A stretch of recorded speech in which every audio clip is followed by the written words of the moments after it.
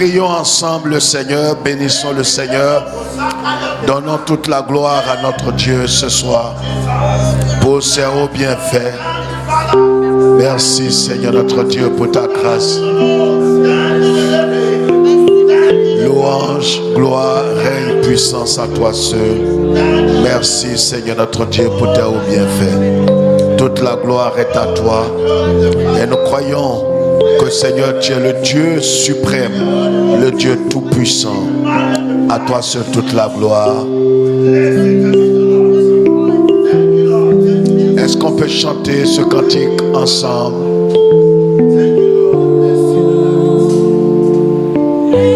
Que rien ne t'est impossible.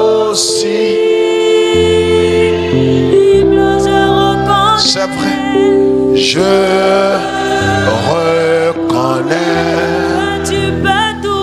que tu peux tout.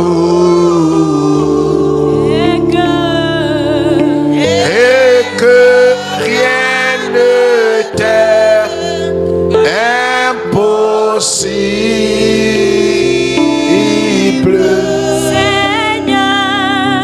Seigneur, fais-moi voir ta gloire.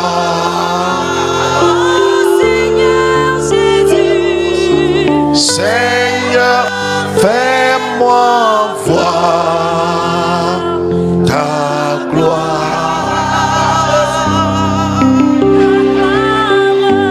Ta gloire.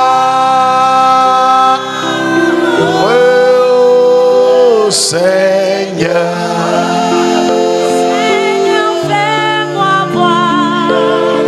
Seigneur, fais-moi voir ta gloire. Acclamons le Seigneur notre Dieu. Acclamons le Seigneur notre Dieu. Acclamons le Seigneur notre Dieu. Alléluia. Dieu soit avec nous. Veuillez vous asseoir. Que Dieu nous bénisse. Dieu soit avec nous. Alléluia. Je dis que Dieu nous bénisse. Nous voulons rendre toute la gloire à notre Dieu qui est vivant au siècle des siècles et qui, quelle que soit l'adversité, les calamités, il nous donne toujours la force d'être présent et vivant en sa présence. Alléluia.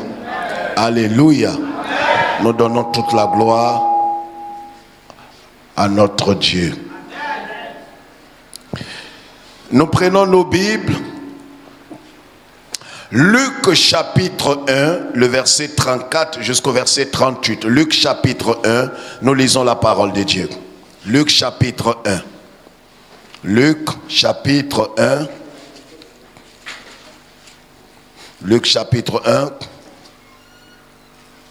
Pasteur, tu vas nous faire la lecture. Luc chapitre 1, le verset 34 à 38. Ça va être un peu long, mais je voudrais qu'on soit patient. Luc chapitre 1, nous lisons la parole du grand Dieu. Marie dit à l'ange, comment cela se fera-t-il, puisque je ne connais point d'homme? Puisque je ne connais point d'homme. Allons-y.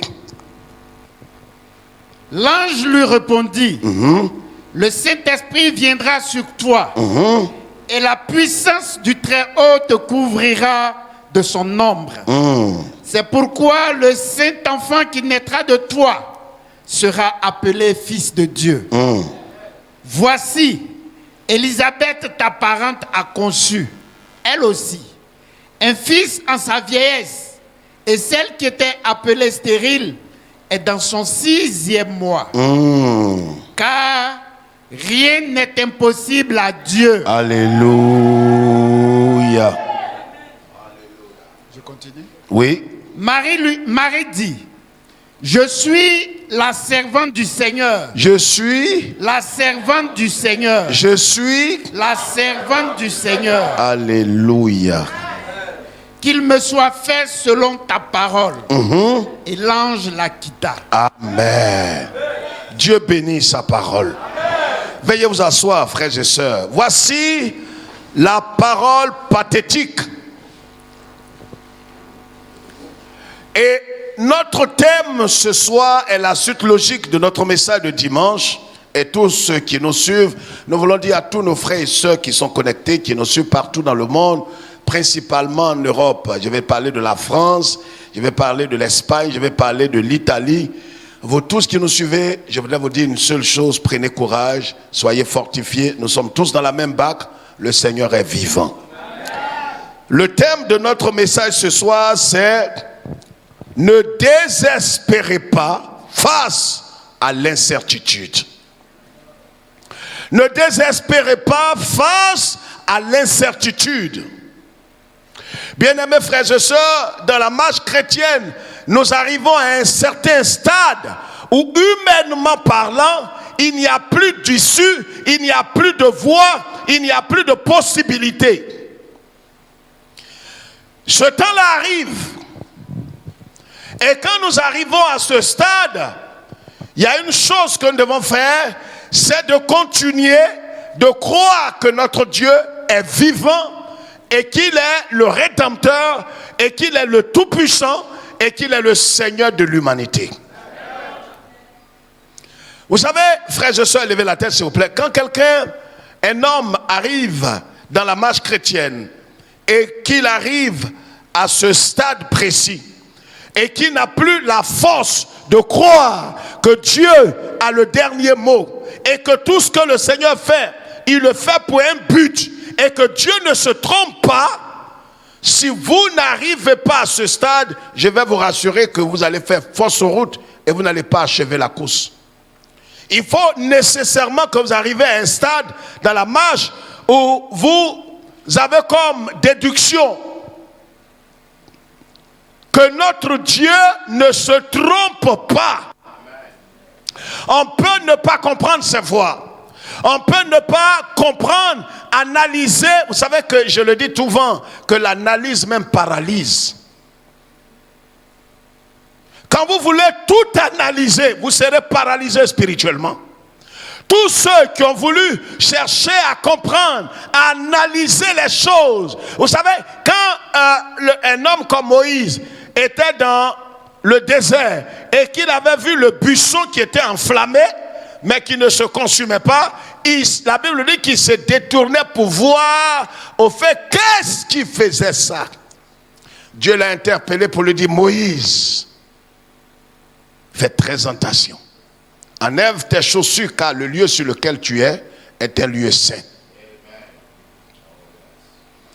Il voulait analyser, il voulait disséquer, il voulait comprendre le mystère. Comment un buisson peut être enflammé et ne pas se consumer? C'est paradoxal. C'est inconcevable. Mais vous savez, notre Dieu fait des choses que la cervelle humaine ne peut pas comprendre. Quand quelqu'un vous dit j'ai compris Dieu, il ment. C'est parce qu'il n'a rien compris. On ne peut pas comprendre Dieu.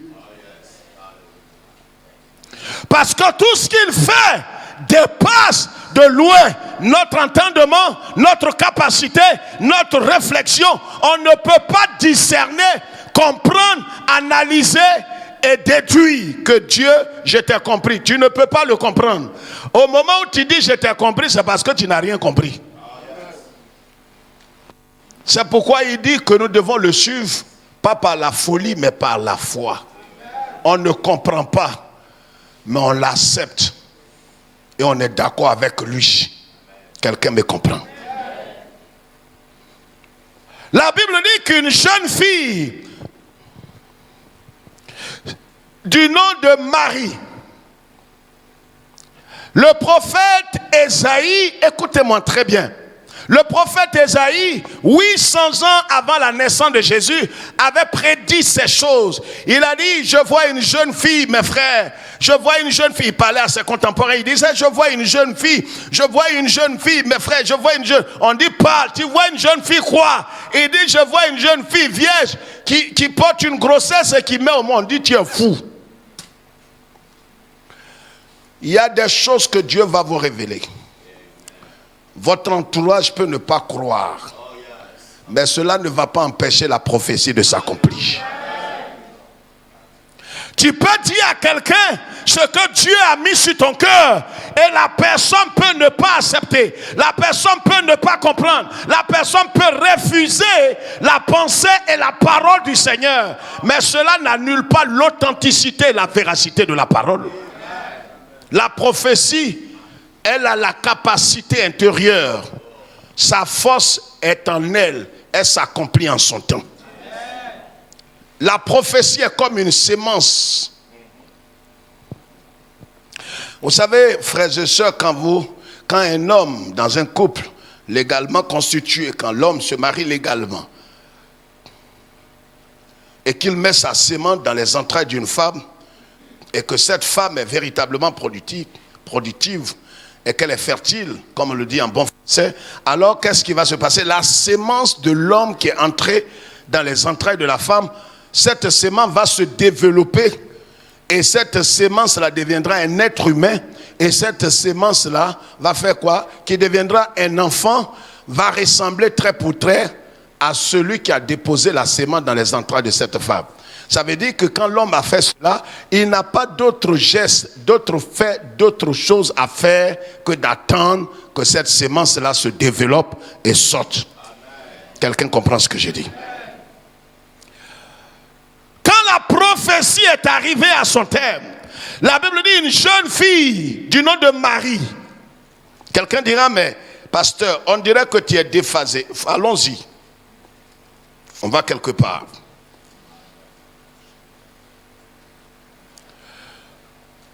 Un ange de Dieu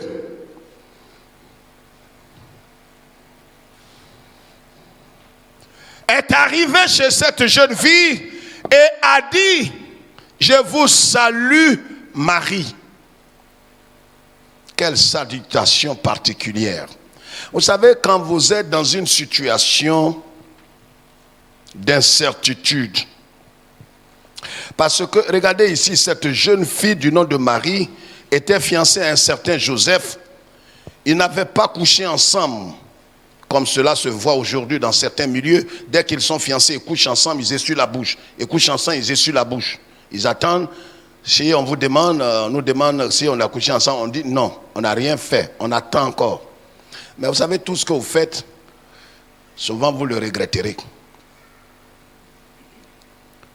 Joseph n'a pas connu Marie, sa fiancée. Ils attendaient qu'il soit béni par les aînés, les pères, avant de connaître sa fiancée. C'est dans cette attente-là que quelque chose va se produire. Il savait que Marie est enceinte. C'est pas un petit début, ça fait peut-être 2 semaines qu'elle ne voit pas ses menstrues. Non, son ventre a commencé à pousser.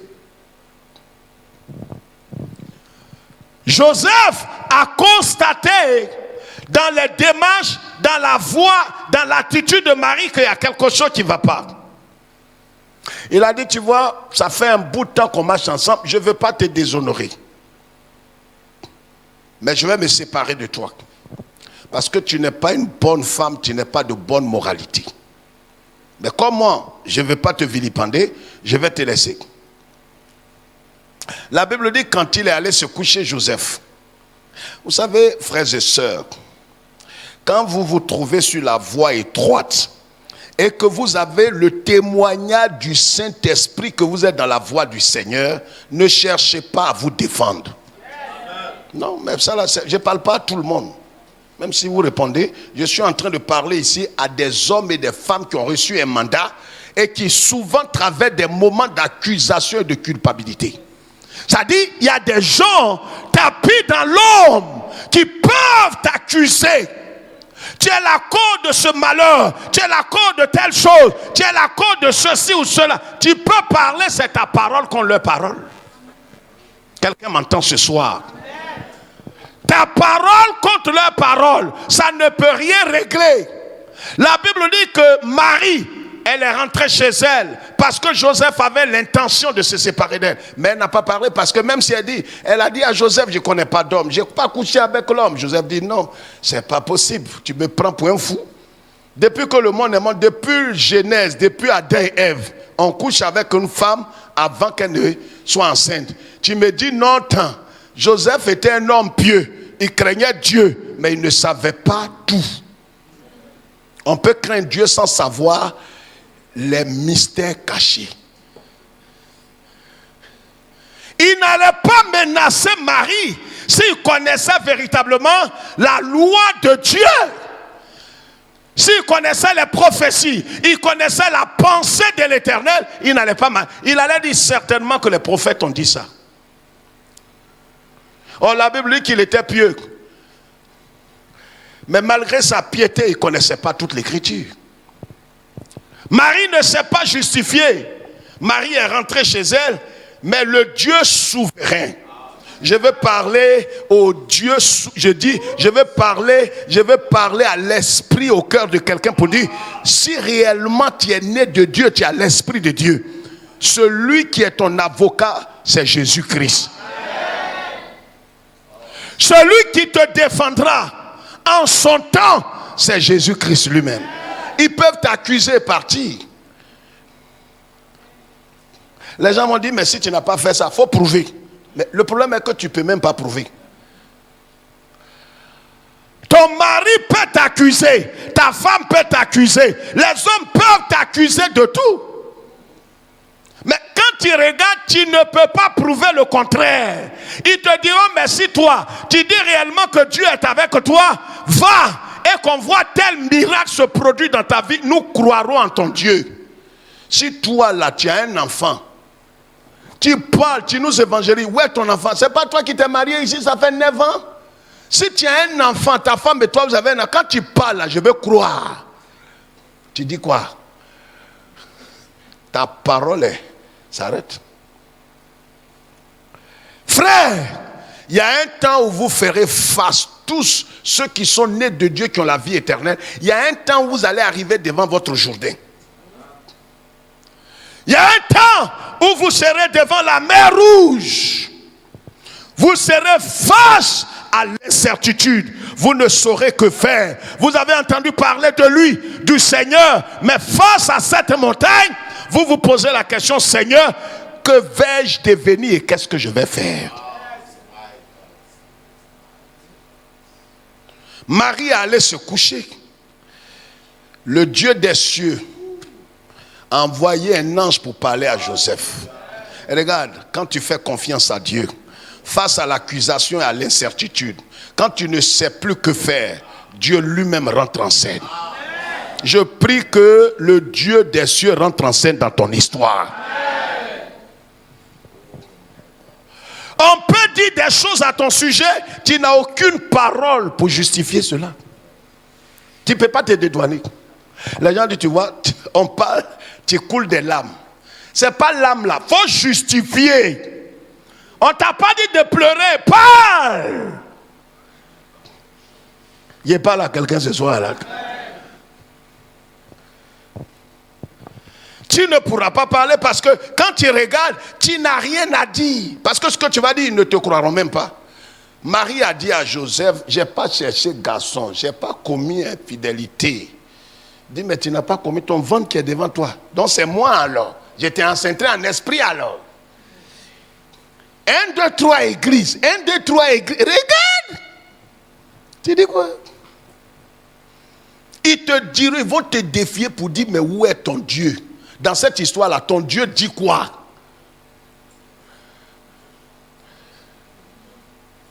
Tu vas dire quoi?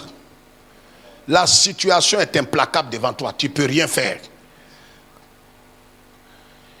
On parle, on dit non, Jésus, alléluia, alléluia, alléluia. C'est ça qu'elle est là. Marie allait se coucher. Et pendant que qu'elle se repose. My goodness. L'Éternel est rentré en scène, il a envoyé un homme pour aller parler à Joseph, pour dire Joseph, ne répudie pas Marie. L'enfant qu'elle porte a été conçu du Saint-Esprit. Mais si Marie avait choisi des gens pour venir parler à Joseph, ça allait s'empirer. Souvent des situations d'accusation, de culpabilité, tu peux aller déléguer des gens. Souvent même ça empire la situation. Et quand on dit souvent à des frères, à des sœurs, demeure dans la prière, dit oui pasteur, je vais demeurer dans la prière, mais ça il faut que les gens quand même interviennent. Parce que si les gens n'interviennent pas, ils ne savent pas comment ma situation va. Regarde, plus tu délègues les gens, plus ça se complique. Parce que celui même que tu as délégué, il ne saura pas parler. Dit oui c'est vrai. Marguerite m'a envoyé te demander pardon. Parce qu'elle reconnaît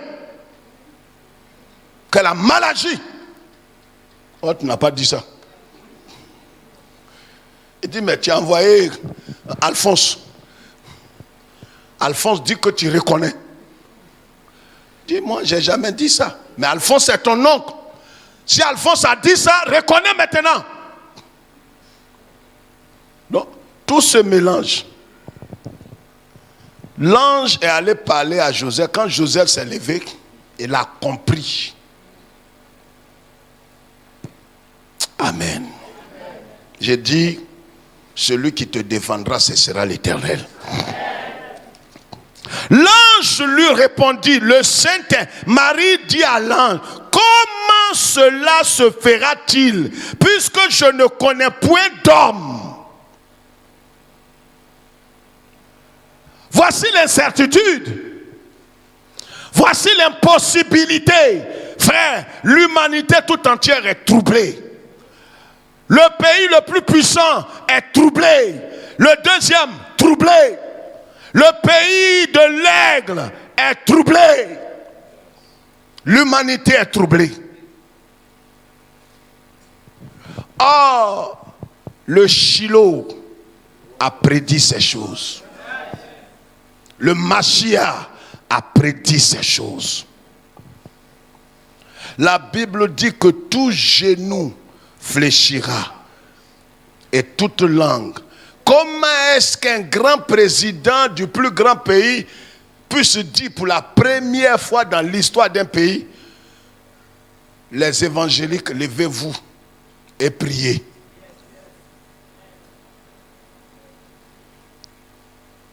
Le Mashiach triomphera.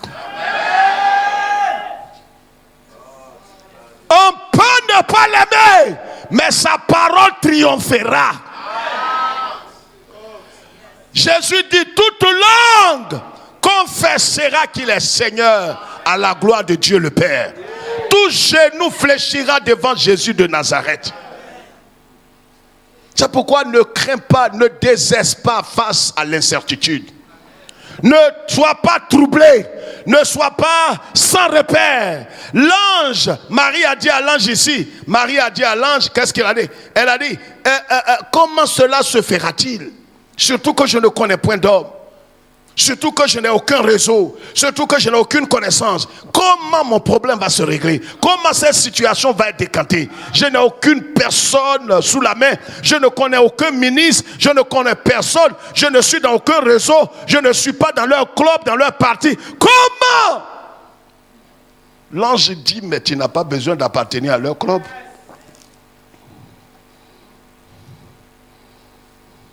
Le Saint-Esprit viendra sur toi et la puissance du Très-Haut te couvrira de son nom. C'est pourquoi le Saint-Enfant qui naîtra de toi sera appelé Fils de Dieu. Frère, humainement parlant, ce qu'on a appelé la naissance virginale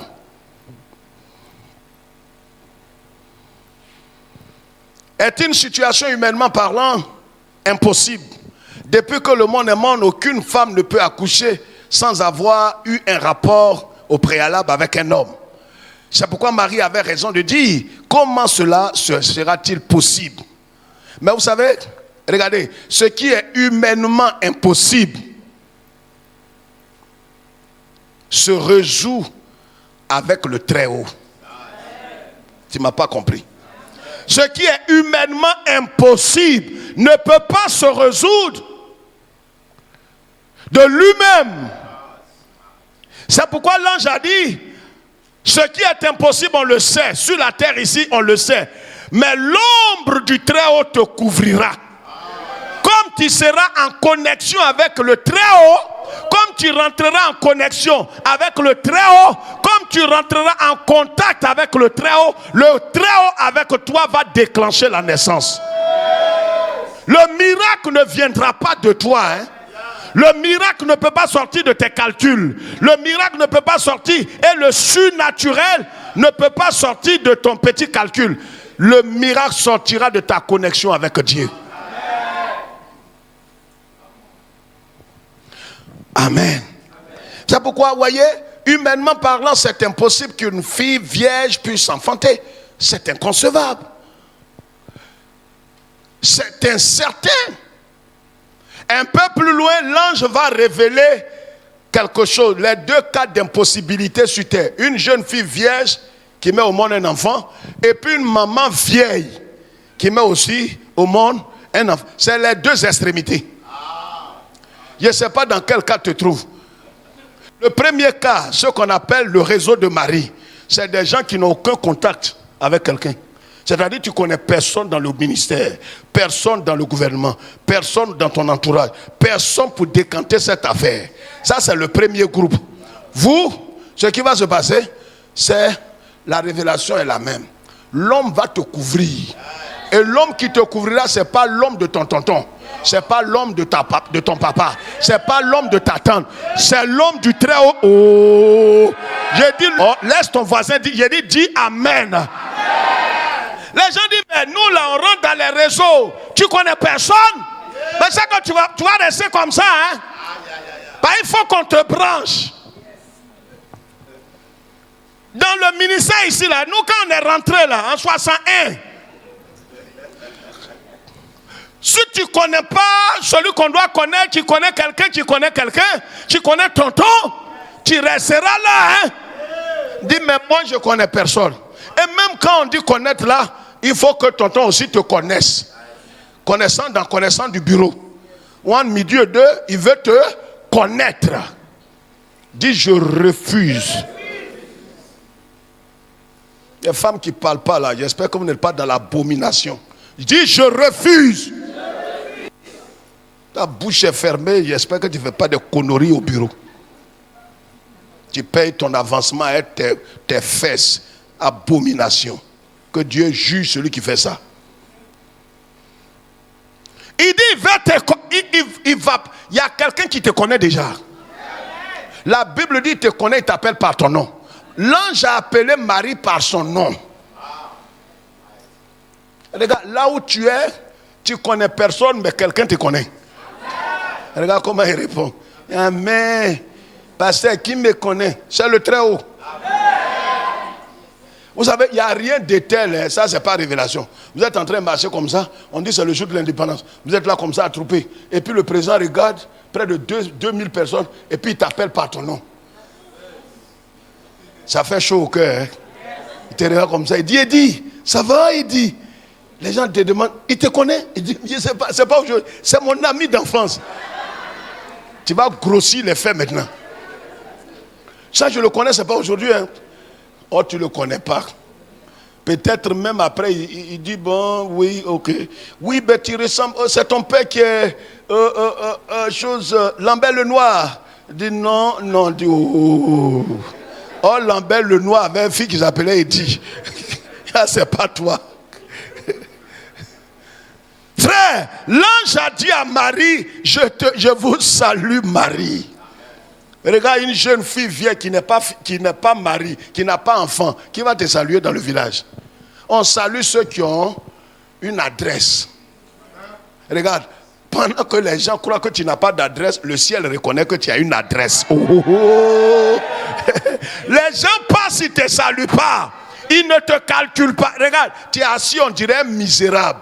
Touche les deux là, on dit c'est de toi, ils parlent comme ça. Ne t'assois pas comme un misérable. Tu as de l'avenir, tu as de la valeur. Ta valeur est alignée sur le sang de Jésus. le ciel peut saluer quelqu'un qui n'a pas d'enfant? Réfléchis. Nous autres qui n'avons rien là, nous autres qui n'avons rien. Marie n'a pas d'enfant, Marie n'est même pas encore mariée. Et le ciel la salue. Je te dis ce soir que le ciel te salue. Il y a des salutations qui déclenchent miracle. Je préfère que le ciel me salue que tonton me salue. Alléluia. Regardez, l'ange va louer dans cette incertitude. Il a révélé pour Marie. Le ciel, là, pour te donner. C'est comme il te dit, pour toi, là, est petit. Toi, tu connais personne. Mais il y a ta cousine. Elle est vieille. C'est pas moi. L'ange là. L'ange là est béni. Il dit, voici Élisabeth. Voici Élisabeth, ta parente. L'homme précise. Regarde, lisez Bible là. Le ciel connaît ton adresse. Et même ta parenté, ça intéresse le ciel. Est-ce que l'ange est obligé de dire ta parente? Regarde, à cause de la grâce de Dieu sur ta vie, ton cousin peut être préservé. Il y a des gens qui ne croient pas à la grâce de Dieu. Ils savent pas. Regarde, il y a des frères, demandez à certains frères, ils étaient dans la cour commune, dans la cour familiale. La paix, la tranquillité étaient là. Le jour qu'ils ont déménagé, le jour où tu déménages avec toute la grâce sur ta vie. Et ils sont là, c'est vide. Ils croyaient que c'est pas papa avait l'argent que tout allait bien. Ils ne savent pas que la grâce qui est sur toi préservait la famille. Alléluia. Amen. Marie, l'ange dit, voici Élisabeth, ta parente, a conçu elle aussi un fils dans sa vieillesse. Dieu a ouvert mes yeux pour voir que dans sa vieillesse, c'est-à-dire la vieillesse d'Élisabeth, sa vieillesse n'est pas la vieillesse au ciel. C'est elle dans sa vieillesse que Dieu lui donne un enfant. Mais ce qui est sa vieillesse là, au ciel c'est sa jeunesse.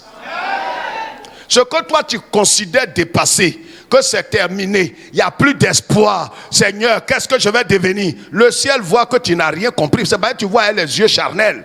L'ange dit à Marie, toi tu dis tu connais personne. Mais Élisabeth, elle connaît l'homme.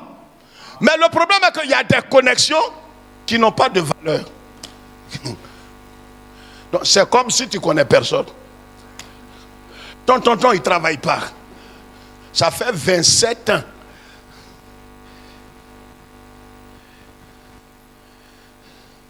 C'est pain 15 francs et sucre. Il mange. Il n'est pas pauvre. Mais c'est lui qui est ton oncle, qui est bien placé. Donc on dit, Abidjan ici. Si tu as un problème, qui on peut appeler? Tu dis, bon, c'est mon nom paternel. Zagoli, Bernard, Alphonse. On dit, il fait quoi? Tu dis, il ne fait rien. Il habite où? On ne peut pas indiquer. Quand tu vas derrière le ruisseau là, c'est là qu'il habite. Et puis quelqu'un qui dit, moi je n'ai personne. Vous deux là, vous asseyez. Frère, je ris parce que c'est dans cette bac là que je me trouve. Celui sur qui tu comptes, il n'a aucune capacité. Il n'a aucun pouvoir. Il n'a aucun don. Il n'a rien pour t'aider. Donc tu es au même titre que celui qui a des parents qui ne peut rien faire là. Vaut mieux dire je n'ai. C'est dans ça que nous, Jésus nous a fait grâce. Il dit, Élisabeth, ta parente est enceinte dans sa vieillesse. Frère, ce soir, laissez-moi vous dire une chose. Qu'est-ce qui est compliqué devant notre Dieu? Je suis certain, ne dites pas seulement rien. Vous savez, dans notre cœur, quand nous nous trouvons devant l'irréparable, nous nous trouvons devant la montagne, devant le Jourdain, devant la mer Rouge, devant Jéricho. Humainement parlant, on est effondré. On se demande, mais Seigneur, comment tu vas faire? Seigneur, non seulement comment tu vas faire, mais qu'est-ce que moi-même je vais devenir? On te parle de 1000 ici qui meurent. Des gens les plus puissants qui ont de l'argent. On te dit, il y a 3 qui sont morts hier par la maladie. Tu dis, mais Seigneur, tu commences à donner des ordres déjà à ta maison. Mes amis, donc voilà la maladie qui arrive. Hein. Si vous ne m'avez plus vu, mon héritage, quel héritage tu as?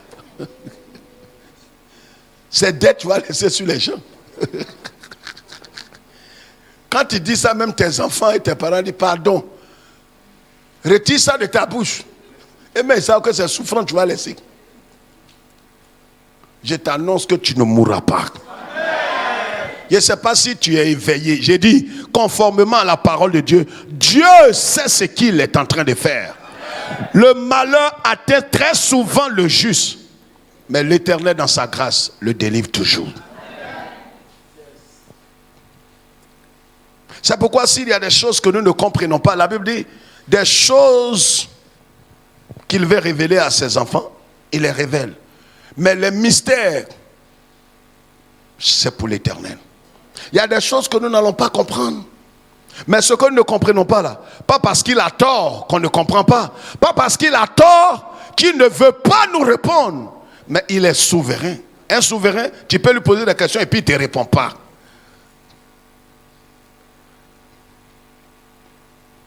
Amen. Habakkuk chapitre 3. Je reviens sur ce passage et nous allons prier. Car le figuier ne fleurira pas, la vigne ne produira rien. Habakkuk chapitre 3 verset 17 à 19. La vie ne produira rien, le fruit de l'olivier manquera, les champs ne donneront pas de nourriture, les brebis disparaîtront du pâturage, il n'y aura plus de bœufs dans les étables. Voilà ce que déclare le prophète Habakkuk. Frère, je l'ai dit, je persiste et je signe. Dans la marche, tout ne sera pas que rose. Il y aura des temps où ce sera l'incertitude, où ce sera la désolation. Face à la désolation, face à l'incertitude, qu'est-ce que nous devons faire? Quelle doit être l'attitude du croyant, né de Dieu, ayant l'esprit de Dieu? Est-ce qu'il faut qu'il boude, qu'il maudisse Dieu? Non. Le prophète Habakkuk dit ici, si vous lisez toute l'histoire, vous allez voir que les Chaldéens ont envahi Juda. Vous savez, à l'époque, il y avait 2 royaumes. Il y a le royaume d'Israël et puis le royaume de Juda. Mais les Chaldéens ont décidé, ils ont envahi Juda. Et quand ils ont envahi Juda, alors ils ont assiégé Juda. Et il n'y avait plus de récolte, il n'y avait plus de moisson, il n'y avait plus de levage, il n'y avait plus rien. C'était la famine, c'était la disette, c'était la désolation. Mais face à toutes ces choses, le peuple ne savait pas à quel saint se vouer. Vous savez, quand vous êtes face à une montagne, vous ne savez que faire. Et surtout, si Dieu ne vous dit rien. Le temps presse, les gens vous posent 1001 questions. Mais pourquoi? Mais pourquoi? Explique-nous, qu'est-ce qui s'est passé? Toi-même, tu ne peux pas expliquer. Tu n'as pas d'explication, tu n'as pas de réponse. Mais les gens veulent à tout prix que tu donnes une réponse que toi-même tu ne possèdes pas. Face à l'incertitude et à cette désolation, le prophète Habakkuk va poser un acte qui semble, humainement parlant, être insensé. Vous savez, regardez-moi ici. Un véritable chrétien né de nouveau, ayant l'esprit de Dieu, qui est la seule marque que nous appartenons à Jésus-Christ. À un certain moment, ton entourage reconnaîtra que tu es fou, que tu as perdu la raison. Ils ont dit à Jésus, tu as perdu l'esprit. Parce que vous allez commencer à marcher dans le sens contraire à la marche populaire. Les gens vont commencer à maudire Dieu et dire où est le Dieu d'Israël? Si réellement Dieu est Dieu, pourquoi une telle désolation, une telle tragédie?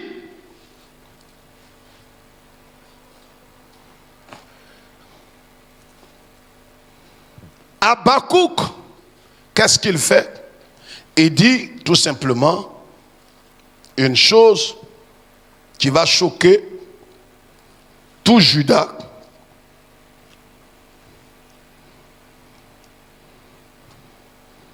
Il dit, ce que j'ai à dire,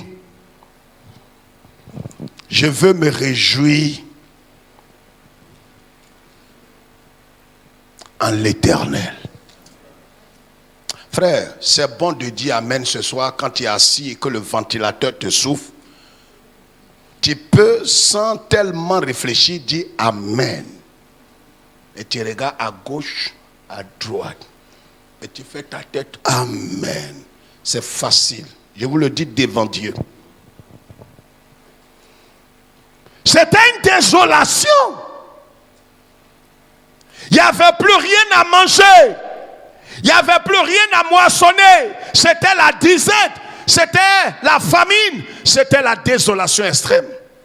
Le prophète Habakkuk se lève devant tout Juda et dit, moi, ce que je suis venu vous dire. Ils ont dit, prophète, qu'est-ce que Dieu t'a dit? Il dit, Dieu m'a encore rien dit. Mais le problème qu'on est en train de vivre là, Dieu ne t'a pas révélé. Il dit non. Mais ce que je veux vous dire, c'est que moi, en ce qui me concerne, je vais me réjouir en l'Éternel. On dit tu es fou, tu es bête. Un homme qui est en possession de toutes ses facultés peut pas louer Dieu pendant qu'il perd son enfant, pendant qu'il perd tout, pendant que le pays est en train de pleurer. Toi tu dis je bénis l'Éternel. Ce Dieu qui n'a pas pu nous donner la nourriture, qui n'a pas pu nous sauver, tu peux le louer? Oui. Ça, c'est réservé à ceux qui ont décidé de rentrer dans le ciel. Ce n'est pas réservé aux chrétiens. Ce n'est pas une affaire de chrétiens. Ça dépasse chrétiens. C'est ceux qui ont décidé de rentrer dans le ciel. Ce ne sont pas ceux qui veulent paraître aux yeux des hommes comme des chrétiens, mais qui en réalité ne sont pas prêts à perdre leur vie et leur honneur pour Jésus-Christ.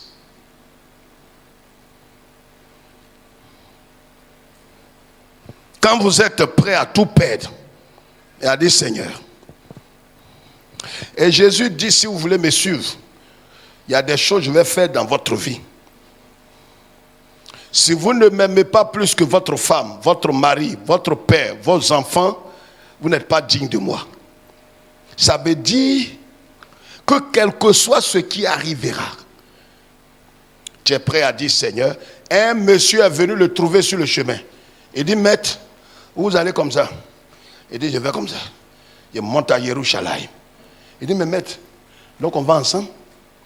On va ensemble. On va ensemble. Maître, on va ensemble. Mais tu me devances un peu. Voilà, je te suis tout à l'heure. Je viens de perdre mon papa. Je vais l'enterrer rapidement. Tu ne vas pas arriver au plateau, je te rejoins. Jésus dit, menteur. Laisse tes parents païens enterrer ton père. Toi, suis-moi. Mais c'est comme Jésus n'a pas de cœur. Mon papa qui est mort, il ne faut pas, je vais l'enterrer, de laisser son corps et son funérail et te suivre. Voyez le sacrifice que Jésus-Christ nous demande. Quelqu'un entend de ses deux oreilles ce que j'ai dit? C'est pourquoi la Bible dit ceux qui ont des oreilles pour entendre. Parce qu'on peut avoir les oreilles pas pour entendre. On veut entendre des choses agréables. Mais souvent ce que le Seigneur nous dit n'est pas toujours agréable. Mais c'est des choses utiles.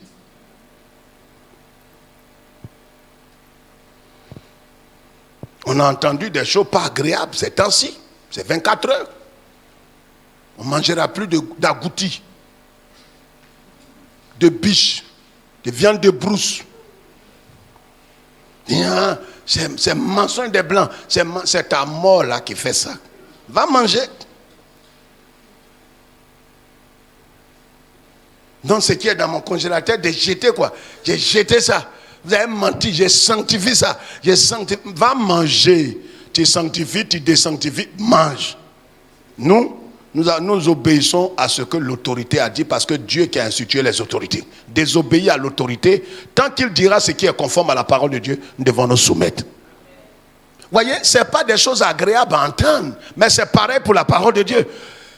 Ce qui n'est pas agréable à entendre, mais ça nous conduit sur le droit chemin et le chemin étroit. Or, le chemin étroit est tellement étroit que tu n'es pas libre de faire ce que tu veux comme tu veux. Habakkuk dit, je me réjouis dans le Dieu de mon salut. Le peuple le regarde comme ça, et les yeux hagards pour dire, aïe, le Dieu de quel salut? Il t'a sauvé de quoi? On te dit il y a la famine, il y a pas, la vigne ne produira rien, les bœufs ont disparu, les brebis ont disparu. Quel salut Dieu nous a accordé? Ouais, c'est que Dieu a fait de bon dans ma vie. Et puis je vais le chanter. Dans malheur là encore, je vais adorer Dieu. Je vais célébrer Dieu. Jamais, je ne peux pas adorer Dieu. S'il n'a pas pu me sauver, je ne peux pas l'adorer. Frère, ton esprit est immature et tu ne peux pas comprendre les voies du Seigneur. Le prophète Habakkuk, quand il a dit, il est le seul qui a dit ça. Pendant que la désolation est manifeste dans tout Juda, lui seul, il dit, je veux me réjouir. Mais tu te réjouis pendant qu'il n'y a rien à manger. Soit tu es fou, tu es bête, ou tu as quelqu'un que personne ne voit que toi tu vois. Ou bien tu es assis, tu es fondé dans quelqu'un que ceux qui prétendent le suivre ne le connaissent pas. Le roi David, il dit une chose. Il dit, si une armée campe autour de moi, je ne craindrai point. On dit non, David il est fou. On n'a pas dit un soldat. L'armée des États-Unis rôde autour de David. Et la Bible dit, son cœur ne bat pas. Mais c'est que lui, il voit l'invisible. Frère, l'heure dans laquelle nous sommes est l'heure où c'est seulement ceux qui sont dans la pensée de Moïse. Moïse, la Bible dit dans Hébreux chapitre 11, le verset 27, il n'avait pas peur de Pharaon. Les gens disent, mais Moïse, tu t'en vas encore. Il t'a pas dit hier, il ne faut plus, il va te voir. Et dit, je m'en vais. Je vais voir Pharaon. Et la Bible révèle que Moïse se présentait devant Pharaon comme celui qui voyait dans l'invisible. C'est-à-dire Moïse était là physiquement, mais Moïse voyait dans l'invisible, il voyait le Tout-Puissant qui est derrière lui. C'est pourquoi quand le mortel le menace, il ne craint pas la menace du mortel parce qu'il sait que celui qui est souverain là est derrière lui. Quand le Seigneur dit que allons à Jérusalem,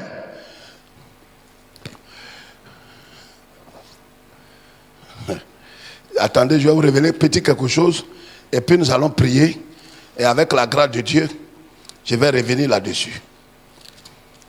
Marc chapitre 8. Lisons ça. Et on va partir.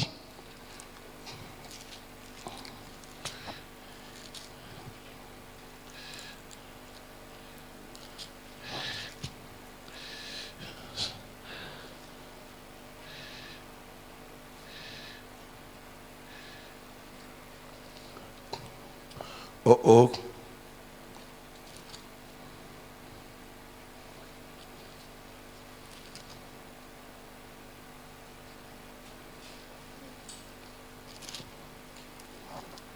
Marc chapitre 8.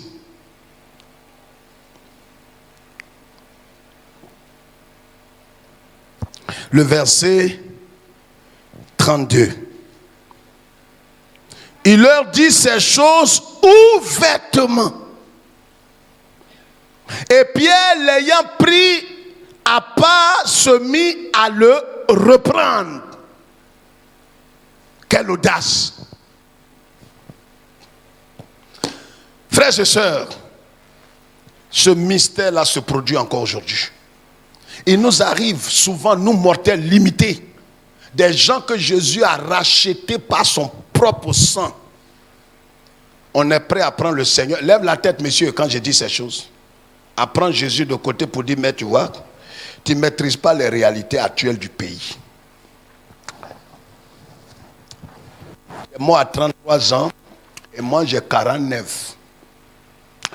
Tu vois, on prie. La maladie qui est actuellement la corona. Tu vois, à ton temps, il n'y avait pas corona. C'est-à-dire, il y a des choses, il faut qu'on t'explique. C'est-à-dire, tu as guéri la lèpre, mais corona, tu vois, ça a tué déjà des gens. C'est hémorroïde tu vas avoir. Tu te concentres là, c'est ta mort. La Bible dit que Jésus-Christ qu'on suit, il a un pied au bon milieu de la mer et un pied, écoute-moi avec tes oreilles, hein, un pied ici sur la rive. La mer, on n'a pas dit lagune. Un pied au milieu de la mer qui peut faire plus de combien de millions de kilomètres et un pied au bord ici. C'est à celui-là, toi, tu reprends. Dis, Seigneur, la situation te dépasse. Regarde, qu'est-ce que tu as pu faire devant la mort? Qu'est-ce que tu as pu faire devant la maladie? Qu'est-ce que tu as pu faire, ma situation là? Qu'est-ce que tu as? Tu as fait quoi? Je pleure parce que je sais que tu es limité. La Bible dit, Pierre l'a pris et l'a repris. Ne commettez pas ce sacrilège. Devant l'incertitude, fléchis genoux. Dis, Seigneur, je me rends. Je reconnais que tu peux tout. Je m'allie avec les 3 enfants hébreux pour dire, même si tu ne me délivres pas, je reconnais que tu es capable de tout. Et que tu resteras mon Dieu. Même si tu ne me délivres pas, tu ne me guéris pas, je n'ai pas l'enfant, je n'ai pas le mari, je n'ai pas le travail, je n'ai pas la promotion. Même si tu ne ressuscites pas mon fils, tu ne guéris pas ma fille, tu ne me délivres pas et tu ne me donnes pas le visa. Les gens peuvent se moquer de moi. J'accepte la honte, j'accepte d'être humilié, j'accepte.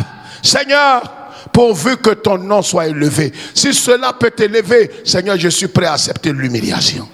Face à l'incertitude, ne désespère pas. Il n'a pas encore dit sa dernière parole.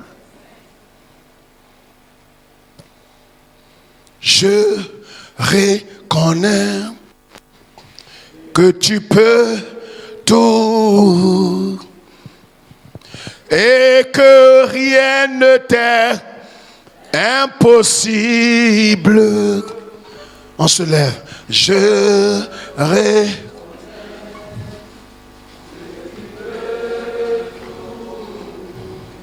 C'est vrai.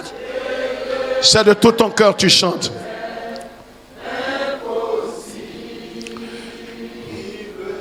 Je veux voir, Seigneur. Est-ce qu'on peut lever les mains? On peut lever les mains pour dire, on s'abandonne dans ses mains. Seigneur, fais-moi voir ta gloire. Ta gloire.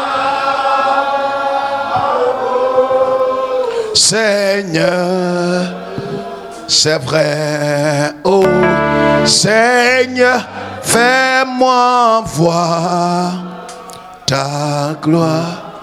Éternel, que ton nom soit célébré. Je viens humblement devant toi ce soir te demander pardon. Devant mes frères, mes sœurs, implorer ta compassion et ta miséricorde, non seulement envers moi, ma famille, mes enfants, mais envers ton peuple.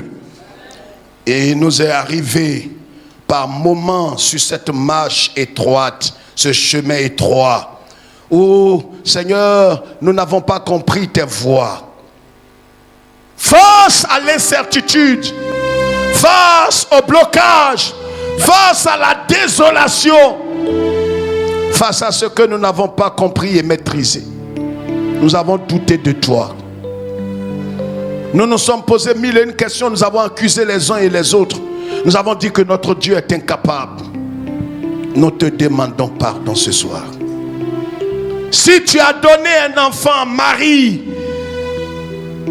qui n'a connu aucun homme, si tu as donné un enfant à Élisabeth dans sa vieillesse, si tu as ressuscité Lazare qui a fait 4 jours dans le séjour des morts en décomposition, Seigneur, dans l'humilité, nous nous demandons ce soir, dans la honte, qu'est-ce qui peut te résister? Pardonne-nous. Pardonne-nous. Accepte notre pardon ce soir, qu'en vérité nous sommes limités. Reçois la louange et l'adoration. Conduis-nous et saisis-nous. Nous savons que tu l'as dit, mais en toutes ces choses, toi Jésus, tu es avec nous. Et nous sommes plus que vainqueurs par celui qui nous a aimés. Donne-nous de demeurer dans l'espérance, car l'espérance ne trahira jamais. À toi seul toute la gloire, de fortifier notre foi, de nous donner de l'espoir pour avancer sur ce chemin incertain, mais que toi, tu connais et pour toi c'est certain. Face, Seigneur, à la désolation, donne-nous de continuer de te croire qu'il y a de l'espoir, qu'il y a de la lumière, qu'il y a la libération et la rédemption. Gloire et honneur te reviennent à toi seul, au nom du Père, du Fils et du Saint-Esprit. L'église de Dieu dit Amen de tout son cœur. J'ai dit l'église de Dieu dit Amen de tout son cœur ce soir. Que Dieu nous bénisse. Veuillez